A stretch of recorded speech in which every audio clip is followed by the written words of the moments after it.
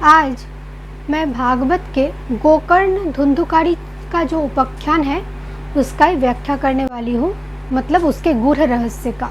कथा में आप पढ़े होंगे आत्मदेव नाम का एक ब्राह्मण जिनका पुत्र नहीं था और शोकातुर होकर वो घूम रहे थे पुत्र प्राप्ति के लिए, वो व्याकुल थे। पहले इसी से गूढ़ रहस्य का प्रारंभ करती हूँ। देखिए, वेद में कर्मकांड का जैसे बताया गया है, कर्मकांड में मातृदेव भव पितृदेव भव, यानी कि माता पिता ही देवता है, उनमें ही निष्ठा रखो। तो यहाँ ज्ञान कांड में, वेद के ज्ञान कांड में बता रहे हैं आत्मदेव भव, यानी कि आत्मा में ही निष्ठा रखना है, बाकी और किसी चीज में नहीं। तो आत्मा में ही जिनका निष्ठा है और आत्म तत्व को पाने के लिए जो व्याकुल हो उठे, वही केवल आत्मदेव कहलाता है। तो वो किसके लिए तरस रहे थे? पुत्र प्राप्ति के लिए। पुत्र तो कोई नश्वर चीजें नहीं है। पुत्र शब्द का अर्थ जानते हैं, पुथ नामी जो भवसागर है, इससे त्राण जो करते हैं वो है पुत्र। तो त्राण कौन कर सकता है? साधु, गुरु, साधन, भजन। तो गए साधु के पास, यानी कि अपने अंदर साधना के पास। तो जितना साधना करने लगे, कथा अनुसार साधु ने क्या कहा? साधु के पास गए आत्मदेव और साधु से कहे कि मुझे पुत्र चाहिए। तो साधु ने बता दिया 7 जन्म तक तुम्हारे कुंडली में कोई पुत्र है ही नहीं, पुत्र का योग है ही नहीं। तो इसका अर्थ पहले समझे। जब कोई आत्मा को पाने के लिए, अपने को पाने के लिए, स्वस्वरूप आत्मपद को प्राप्ति के लिए तीव्रतम तप में रहे, साधन भजन क्रिया में रहे, तो साधना वृत्ति क्या कहते हैं? साधन वृत्ति क्या बोलते हैं उसे? दिशा दिखाने के लिए कि जब तक ये 7 जन का आवरण है, यानी कि सप्त लोक का आवरण है, सप्त आवरण है, सप्त धातु का, सप्त रस का आवरण है, तब तक तुम्हारे अंदर जन वृत्ति है। मैं जन हूँ, मैं व्यक्ति हूँ। तो जब तक मैं हूँ ये जन भाव रहेगा, जब तक जनार्दन आके इसे खंडित ना करे, अर्दन ना करे, मर्दन ना करे इस जन भाव को, तब तक ये 7 लोक तुम्हारे अंदर, तुम्हारे भीतर रहेगा आवरण बन के। तो इसीलिए जब तक 7 आवरण है तब तक त्राण नहीं हो पाओगे। तो फिर से तीव्रतम साधना शुरू किया। साधते साधते मेरा शरीर चले जाए फिर भी मुझे पाना है, त्राण होना है, मोक्ष पाना है। तो इतना व्याकुलता देखकर क्या आए? फल आए। साधु ने एक फल दिया कथा अनुसार। तो साधु ने जो फल दिया और कहा कि तुम जाके अपने श्रीमती को बुद्धि को यह फल खिला देना, तो तुम्हें त्राण, तुम हो जाओगे, पुत्र मिल जाएगा। तो आत्मदेव ने क्या किया? उनको तो आत्म प्रसाद चाहिए, उन्हें तो भक्ति चाहिए, भक्ति रूपी फल चाहिए, लेकिन ये मिला सिद्धि से लेकर मोक्ष तक के फल, तो संतुष्ट नहीं हुए। आप कथा अनुसार पढ़े होंगे धुंधुली जो आत्मदेव के श्रीमती, वे जब आत्मदेव उनके हाथ में वो फल देकर चले गए तो उन्होंने सोचने लगा, विचार करने लगा कि ये फल खाऊं तो क्या क्या हो सकता है मेरे साथ। तो आप लोग ये धुंधुली को, श्रीमती को एक जागतिक स्त्री समझ रहे हैं, लेकिन जो आत्म तत्व को पाने के लिए, आत्मज्ञान के लिए, भक्ति को पाने के लिए व्याकुल है, उनका बुद्धि तो कभी ईश्वर विमुख, ईश्वर से विपरीत नहीं हो सकता। श्रीमती का अर्थ क्या है? बुद्धि है, स्त्री जो श्रीमती है, मति का अर्थ बुद्धि है, तो श्रीमती का अर्थ बुद्धि है, और धुंधुली का अर्थ है द्वंद्व। कौन सा द्वंद्व? आत्मदेव के अंदर द्वैत अद्वैत का द्वंद्व। ये जो साधन भजन क्रिया द्वारा गुरु कृपा से मुझे सिद्धि मिली, सिद्धि से लेकर मोक्ष तक सब कुछ मिल गए, इसमें मुझे डर है, इसमें मुझे डर है, ये बुद्धि ने कहा, द्वैताकार बुद्धि ने कहा। क्योंकि मोक्ष तो पिशाचिनी है ना, वो एक बार मोक्ष लग जाए तो कृष्णास्वादन नहीं हो पाएगा ना। अब मैं प्रमाण सहित, भागवत के श्लोकों के प्रमाण सहित मैं कहती जाऊंगी कि ये धुंधुली कोई जागतिक वृत्ति नहीं है। ये जो द्वैताकार वृत्ति है, ये मन रूपी साधन, मन और बुद्धि रूपी साधन भजन, ये तो मन बुद्धि मेटेरियलिस्टिक मन बुद्धि से ही आपको साधन भजन करना है ना। आप तो अगर आत्मा को पाना चाहते हो तो पहले इस शरीर के अंदर मन और बुद्धि द्वारा साधना है। तो वो साधन भजन उन्मुख बुद्धि है धुंधुली, जिनमें द्वंद्व भी पैदा हो सकते हैं, वो भी केवल और केवल ईश्वर को पाने के लिए। तो आत्मदेव वो तत्व है जिसे केवल ईश्वर चाहिए, केवल आत्मा चाहिए, आत्मा में निष्ठा रति चाहिए, केवल श्री कृष्ण स्वादन चाहिए, द्वैता स्वादन चाहिए, इससे उसे मोक्ष नहीं चाहिए। इसलिए वो सोचने लगा कि अगर ये फल मैं खाऊं तो मेरे साथ क्या क्या हो सकता है। ये अपने सखा से कहा कि मैं दुर्बल हो जाऊंगा, ये फल खा लूं, मेरा गर्भ उत्पन्न हो जाए तो गर्भवती महिला को बहुत कष्ट झेलने पड़ते हैं, वो दुर्बल हो जाते हैं, भोजन नहीं कर पाते हैं। तो कहा भी सख्याग्रे रुरुदह, ये सखा कौन है? सखा के सामने ये रोदन करते हुए, रोते हुए कहने लगी, ये सखा तो आत्मा है ना, कृष्ण है ना।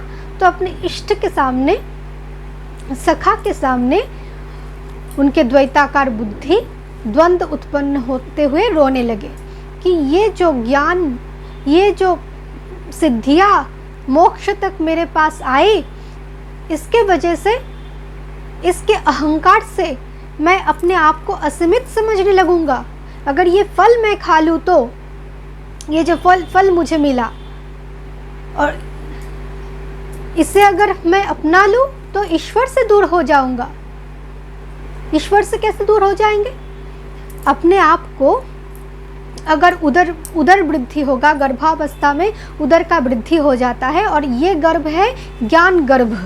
देखिए वेदांत कह रहे हैं शास्त्र योनित्वत आकाश तदलिंगात, योनि है शास्त्र, आकाश है लिंग, और वेद गर्भ अथवा प्रश्न गर्भ कुछ भी कहे, वो वेद है गर्भ, ज्ञान है गर्भ। तो ये ज्ञान गर्भ धीरे धीरे बढ़ने लगे, उदर का वृद्धि हो जाए, तो जितना ज्ञान वर्धित होगा उतना ही क्या होगा साधक के अंदर, महासाधक के अंदर क्या होगा, वो चाहेगा सिद्धि जो प्रलोभन दिखा रहे हैं उसके प्रति धावित हो, उसे अपनाए, जब चाहे मोक्ष तक पहुँचे, जब चाहे अपने अंदर अंतर्मुखता में लीन रहे, जब चाहे अपने को असीमित समझे, अपने आत्मा में ही ममत्वबोध कर ले कि मैं ही भगवान हूँ, दूसरा कोई है नहीं, मेरे ही लिए सब कुछ है, मैं एक ही तत्व हूँ, ये असमित अस्मिता रह जाएगी।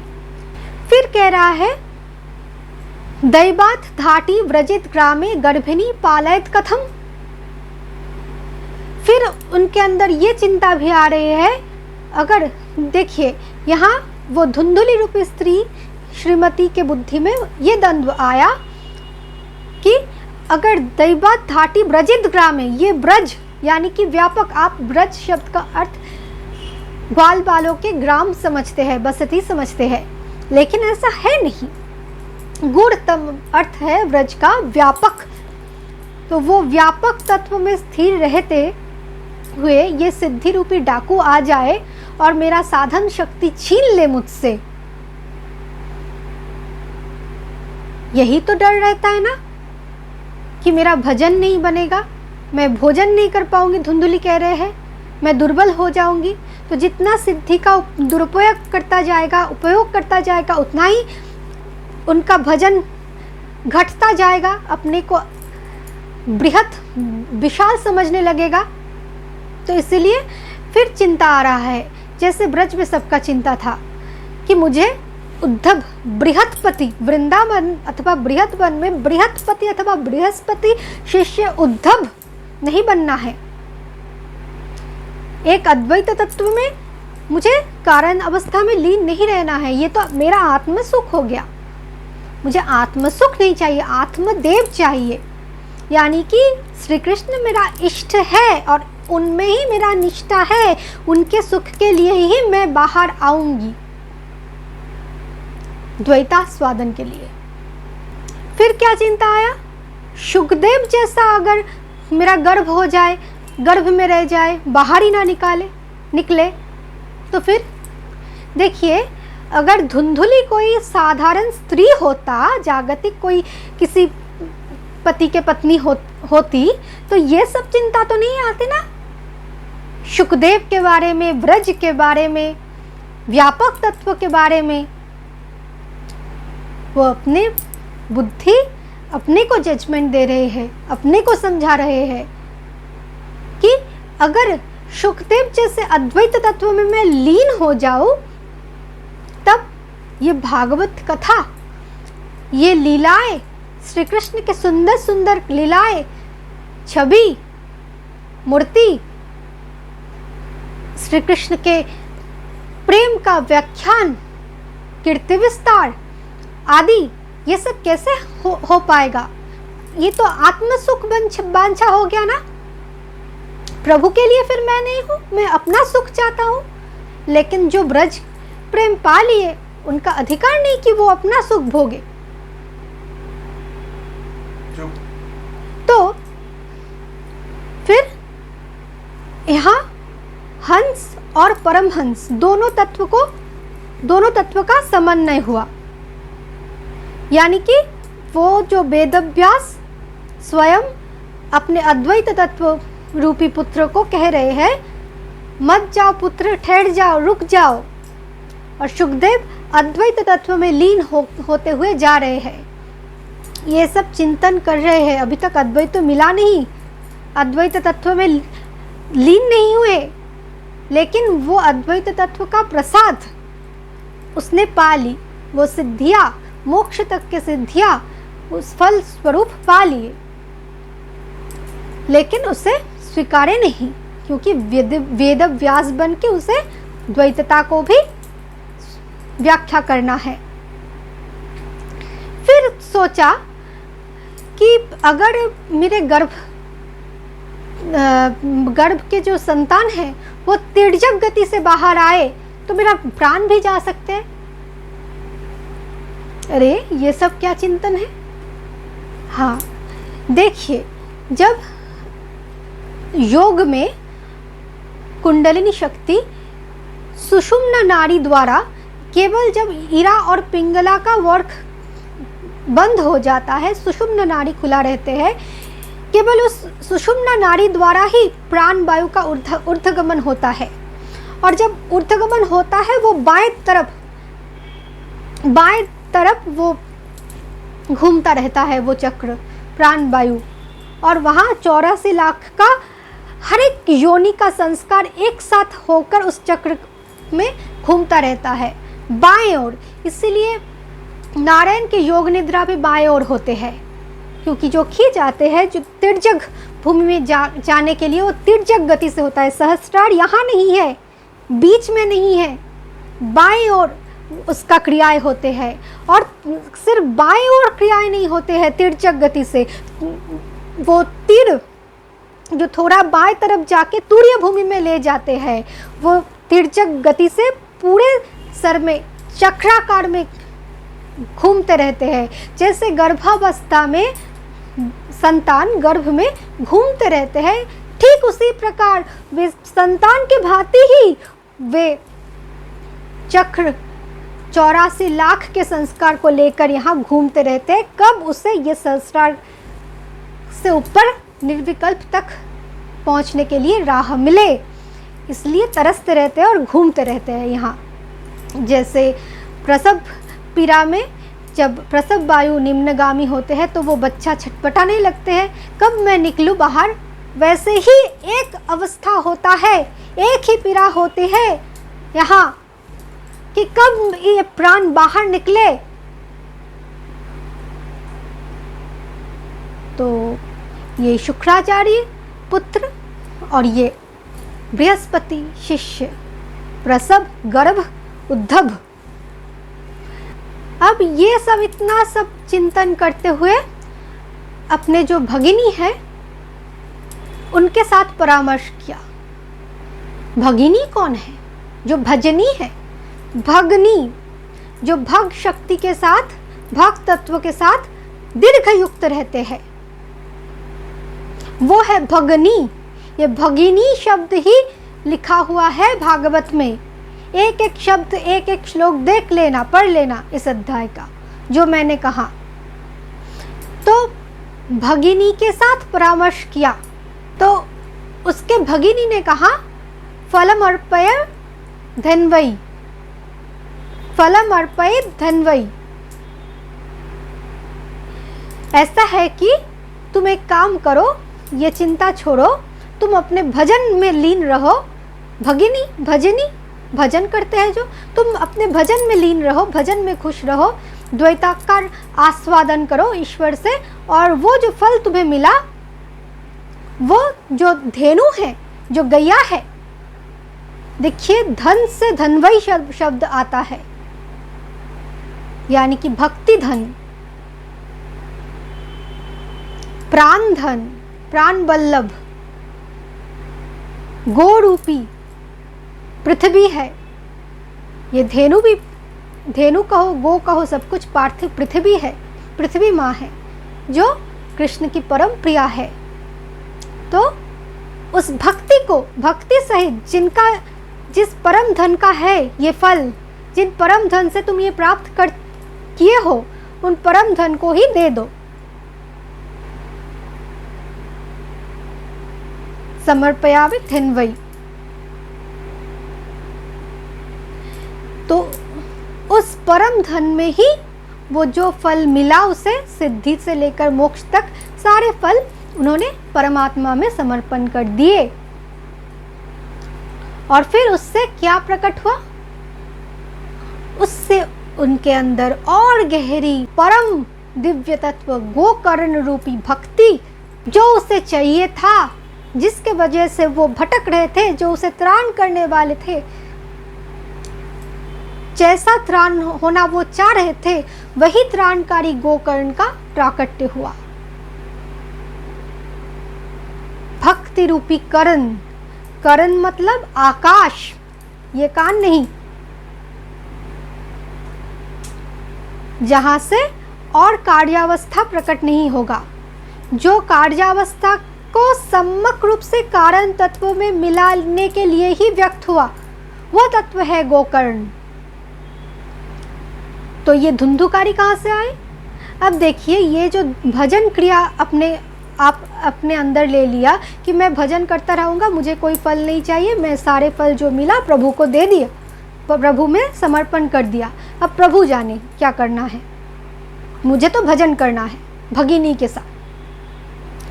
तो भगिनी का पुत्र द्वैताकार, या भगिनी कौन है?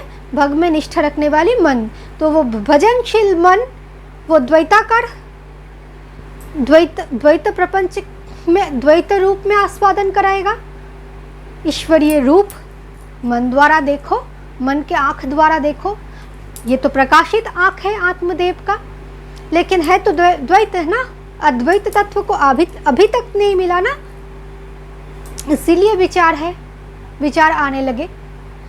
तो ये गोकर्ण और धुंधुकारी, ये द्वैताकार और अद्वैत आनंद में पर्यवसित करने वाले कारण तत्व प्रकट हुए।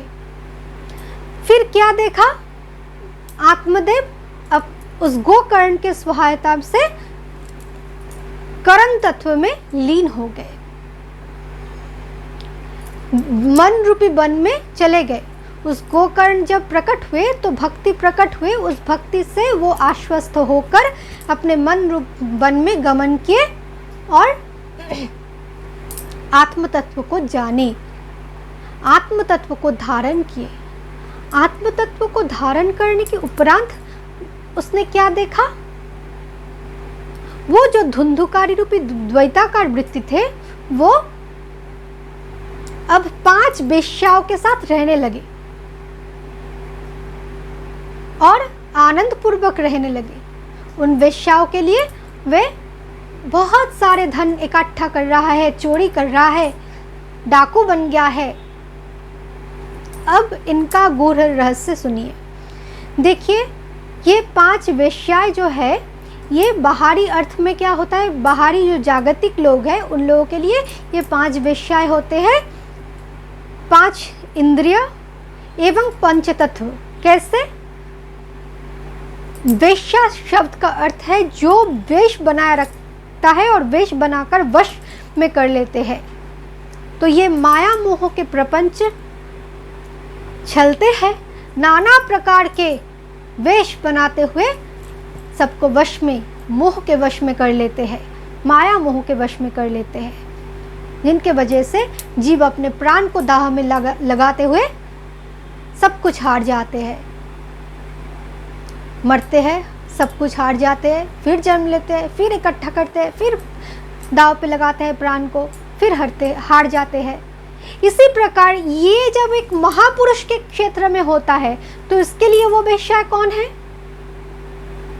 अब चलिए उस तत्व में ध्यान दे, बहुत जटिल तत्व है। जो 1-2 लोग समझने का प्रयत्न कर रहे हो, बहुत ध्यानपूर्वक सुने। वो 5 वेश्याएं कौन है? देखिए, हमारे मूलाधार से लेकर के विशुद्ध चक्र तक ये पंच चक्र और कुलकुंडलिनी शक्ति, जो मैं द्रौपदी वस्त्रहरण में कहा था, सुन लेना वो प्रवचन फिर से। तो वो द्रौपदी क्या करती है, 5 पतियों की श्रीमती है, वो 5 पतियों को खींच के षष्ठ चक्र आज्ञा चक्र में ले आते हैं।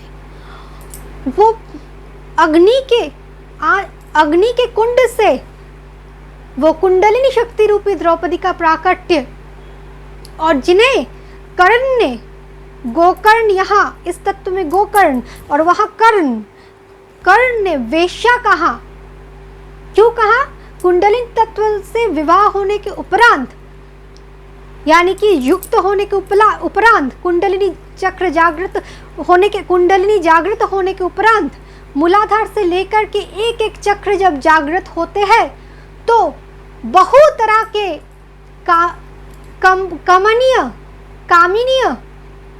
काम्यक वस्तुएं सामने आता है, जो कामनाकारी होते हैं, छल करते हैं। बहुत सारे सिद्धियां जो उस समय भजन के समय वो त्याग कर चुके थे, वो अब चक्र जागृत जब जैसे जैसे हो रहा है, ज्ञान का संवर्धनशीलता वैसे ही हो रहा है, और वैसे ही कभी इंद्रपद पाना, कभी अप्सरा होना, तो कभी विराट क्षेत्र में जाना, बहुत तरह के भ्रम, अपने को राजा स्वरूप में देखना, ऐश आराम करते हुए इंद्रप्रस्थ सम्राट बनना, ये सब सारे प्रलोभन आता है। इसीलिए उसे वेश्या कहा गया। उस समय कर्ण ने कहा, कारण था इसलिए कर्ण ने कहा। तो तब क्या किया द्रौपदी ने? इन 5 पांडवों को अग्नि द्वारा तपाते हुए इस आज्ञा चक्र तक खींच के लाए, वन में परिश्रम कराते हुए, भजन कराते हुए, मन के वन में, बाहर नहीं, तपाते हुए आत्म तत्व को पाने के लिए तरपते तरपते वे पांडव विराट क्षेत्र में प्रवेश किए। वो कर्ण के एक वेश्या शब्द ने उस सारे पांचों पांडवों को अग्नि द्वारा, ज्ञानाग्नि द्वारा, तप के अग्नि द्वारा, विरह अग्नि द्वारा तपाते हुए ले आए कुरुक्षेत्र में। ठीक उसी प्रकार यहाँ 5 वेश्याएं मिलके क्या किया, धुंधुकारी के मुंह में अंगार, जले हुए अंगार डाल दी। अंगार और अंगराज में ज्यादा अंतर नहीं है। अंगार क्यों डाले, ताकि वो गोकर्ण अब संभाले। वो गोकर्ण अब उसे कारण तत्व के परम कारण से पूर्ण लीन करे, कारण तत्व में। और मुंह में अंगार डालने का अर्थ क्या है, मुंह क्या है, ये मुंह है भवसागर, मुंह है रसना, रसमय प्रपंच वरुण, जो ब्रह्मलोक तक विस्तृत है। और भगवान कह रहे आब्रह्म भुवनालोका, जब तक आकारित है ब्रह्मलोक भी आकारित है, तब तक माया है। तो जितना भी तुम विराट राज्य में प्रवेश करो, यानी कि ब्रह्मा भी बन जाओ, ब्रह्मा का पद भी पालो, प्राज्ञ पुरुष बन जाओ, कुछ नहीं होने वाला, भटक जाओगे जब तक परम कारण तत्व में लीन ना हो पाओ, जब तक परम कारण से ना मिलो, योग युक्त ना बनो। तो इसलिए ये रसमय प्रपंच में ज्वलंत ज्ञानाग्नि को डाला, अपने विवेक, वैराग्य और ज्ञान को पुनः लौटाया, जिसके द्वारा वो ज्ञान अग्नि, वैराग्य अग्नि, तपाग्नि इस प्रपंच को निर्वापित किया। रसमय प्रपंच के लोभ, कामना जो चक्र द्वारा अब उत्पन्न होने लगे थे, उनको बंद कर दिया, रोक दिया। अब फिर प्रेत योनि क्यों बने, प्रेत क्यों बने, प्रेत योनि में क्यों गए? देखिए, अब लोभ, कामना कुछ भी शेष नहीं रह गए, लेकिन वे सारे 14 भुवन के जो संस्कार, जो परमपिता से बने, पिता से पितृ, पितृ से प्रेत, वो प्रेत संस्कार है। संस्कार को प्रेत कहा जाता है। शरीर मरने के उपरांत जो सूक्ष्म शरीर होते हैं, वो फिर पिता के संस्कार के अनुसार फिर आ जाते हैं, स्थूल शरीर ढूंढने लगते हैं। इसलिए संस्कारवश वो फिर से पिंड द्वारा पिंडात्मक शरीर में प्रवेश करते हैं। लेकिन इससे तो और पिंड द्वारा किसी पिंडात्मक शरीर नहीं चाहिए। तो ये सारे संस्कार को रोकना है, जैसे विषाद योग में अर्जुन का हाल हुआ था। सबके बारे में सोचने लगे, जितना भी संस्कार था आचार्य द्वारा बनाया हुआ, आचार्य मतलब आचरण, जो कुछ भी आचरण वो किए थे भगवत प्राप्ति के लिए, वे सारे आचरण अब बाधक बन गए आत्म तत्व को पाने के लिए, कारण में लीन होने के लिए। कोई कामना, कोई वासना कुछ भी तो नहीं रहा, लेकिन संस्कार, आचार तो बाकी है ना। भजन का आचार आचरण, तप जप का आचार आचरण, शास्त्राध्ययन का आचार आचरण, तो ये कैसे जाए? अब ये आचरण तो ब्रह्मलोक तक फैल गए हैं। कभी वो इंद्र के रूप ले रहे हैं, यानी कि इंद्र के संस्कार उनमें आ रहे हैं, यानी कि विजितेंद्रिय हूं, जितेंद्रिय हूं। गीता में कई बार श्री कृष्ण ने अर्जुन को जितेंद्रिय कहकर पुकारा। तो कभी हस्ती का रूप ले रहा है, विशाल रूप ले रहा है, यानी कि वो संस्कार और आचरण वो बहुत स्थूल आकार ले रहा है।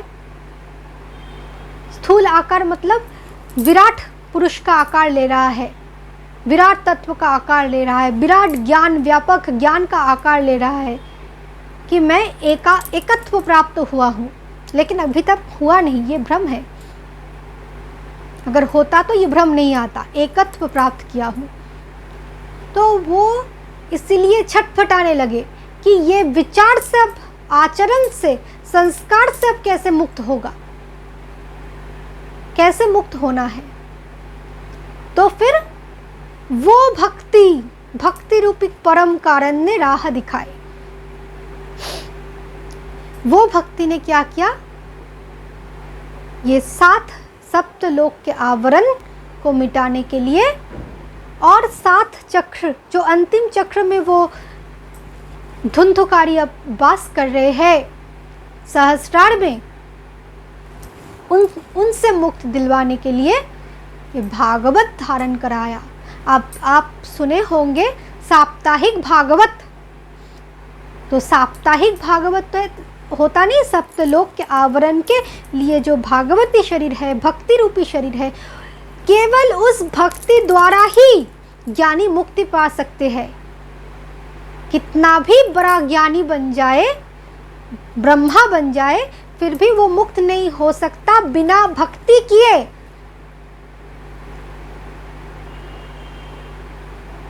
विषयों द्वारा वो अंतःपुर में अंतर्लीन हो गए, अद्वैत तत्व को पा लिए, फिर बाहर आए तो देखा संस्कार बाकी है, तो केवल भक्ति किए गोकर्ण द्वारा, उस भक्ति द्वारा उस महत तत्व का जो अहंकार वो नष्ट हुए, फिर जाके अपने परम कारण से मिले, परम कारण स्वरूप में तदलीनता प्राप्त हुए। तो इसी क्षेत्र में जाकर ही भागवत अगर धारण करो तो मोक्ष मिल सकता है। मोक्ष क्या चीज़ है वो समझ में आ सकता है, उससे परे ये भागवत किसी के लिए नहीं है। तो ये कंक्लूजन पढ़ लेना और इसे बार बार सुनते हुए समझ लेना। धन्यवाद।